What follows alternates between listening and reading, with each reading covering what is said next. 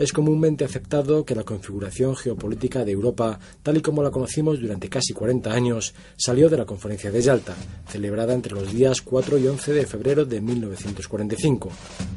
Junto a un enfermo Franklin Delano Roosevelt, Churchill y Stalin empezaron a diseñar el mundo de la posguerra.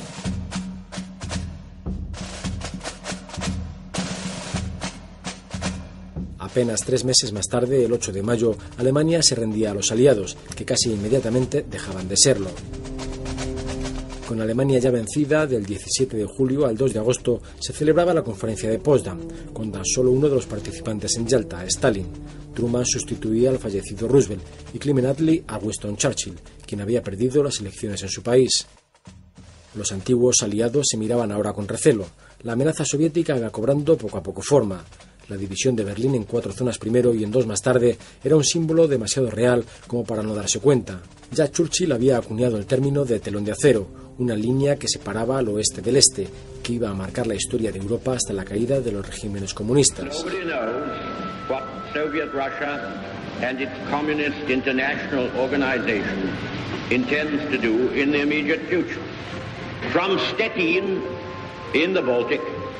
To Trieste in the Adriatic, an iron curtain has descended across the continent.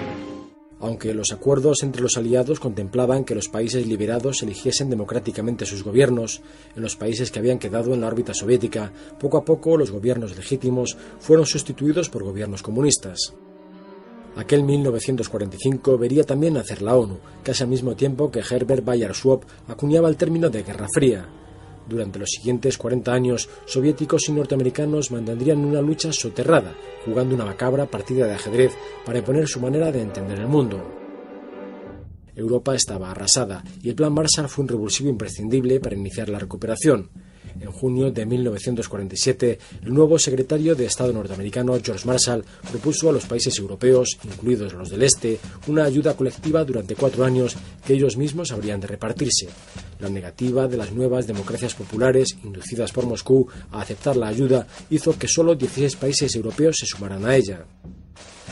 El Plan Marshall llevó el alivio a Europa, algo que no gustó a Stalin, quien contaba con que el descontento y la pobreza allanasen el camino al comunismo.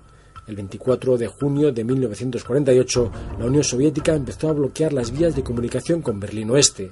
Para Stalin era cuestión de tiempo doblegar su voluntad y que consintiesen en formar parte de la zona comunista de Alemania. Los Estados Unidos decidieron abastecer la ciudad por avión.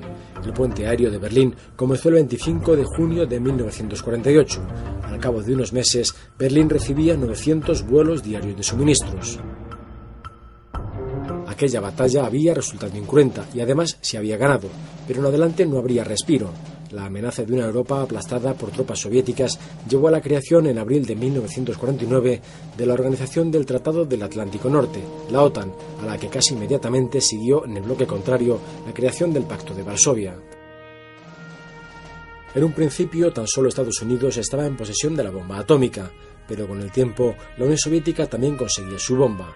A la primera bomba la siguió otra, y a esa segunda una tercera, y así hasta miles de ellas en cada bloque. En adelante el mundo tuvo que acostumbrarse a vivir con la amenaza de una guerra nuclear. Lo sucedido en Hiroshima y Nagasaki no sería nada en comparación. La doctrina de la destrucción mutua asegurada garantizaba que no habría supervivientes en ningún bando, y por lo tanto que no merecía la pena comenzar una guerra nuclear porque nunca sería ganada.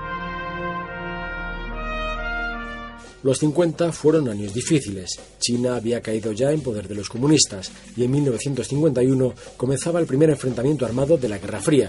Sucedió en Corea y tras un año de encarnizados combates, la intervención de Estados Unidos, China y la pretensión de MacArthur de usar bombas nucleares, Corea quedó dividida hasta hoy en dos, a un lado y a otro del paralelo 38.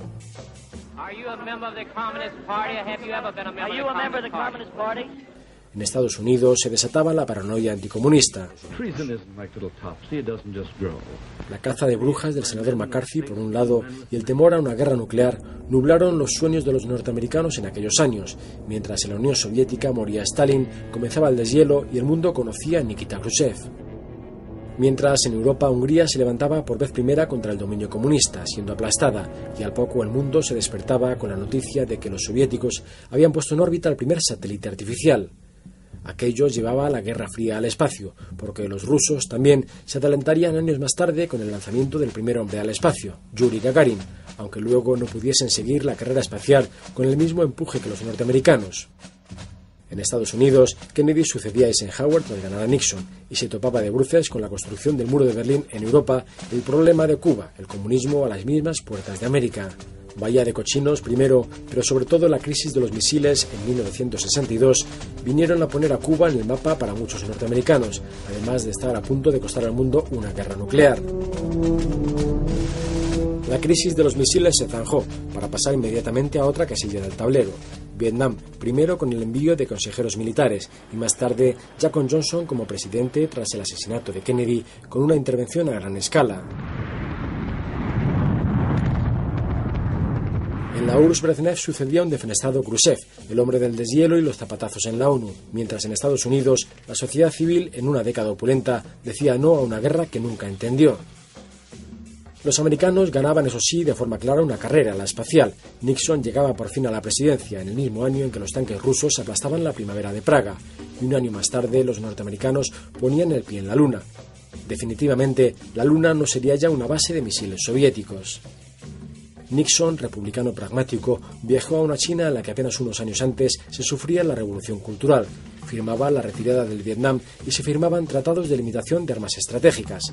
Se trataba de limitar en unos miles de cabezas nucleares el arsenal de decenas de miles en ambos bloques.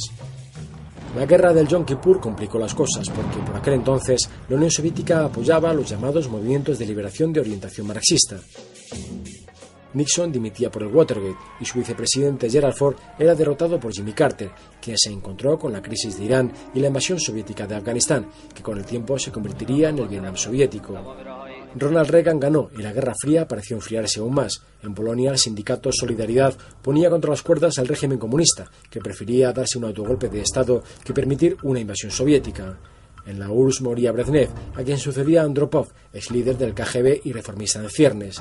Fallecido este, a los pocos meses, le sucedía en el trono rojo Konstantin Chernienko, un superviviente de la Revolución Rusa, quien tampoco duraría mucho. El mundo empezaría a dejar la Guerra Fría atrás en 1985, cuando un hombre joven llegaba al poder en la URSS, Mikhail Gorbachev, quien revolucionó, con palabras como glasnost y perestroika, la espesa vida cotidiana del Politburó. Gorbachev se mostró más preocupado por las personas que por la ideología, mejoró sensiblemente las relaciones con Estados Unidos y fue objeto de un intento de asesinato, que nunca se supo hasta años más tarde, además de sufrir posteriormente un golpe de Estado de la vieja Guardia Comunista. La historia había corrido mucho en apenas un lustro, porque para cuando aquello sucedía, el muro de Berlín había caído ya, un 9 de noviembre de 1989, poco tiempo después de visitar Gorbachev la República Democrática Alemana. Aquel año también caerían los regímenes comunistas que hasta entonces habían sido tutelados por la URSS y la misma Unión Soviética firmaba su certificado de defunción en 1991. La Guerra Fría había terminado. Era el fin de la historia, sentenciaba Francis Fukuyama. El tiempo se encargó de demostrar que la historia solamente había vuelto a empezar otra vez.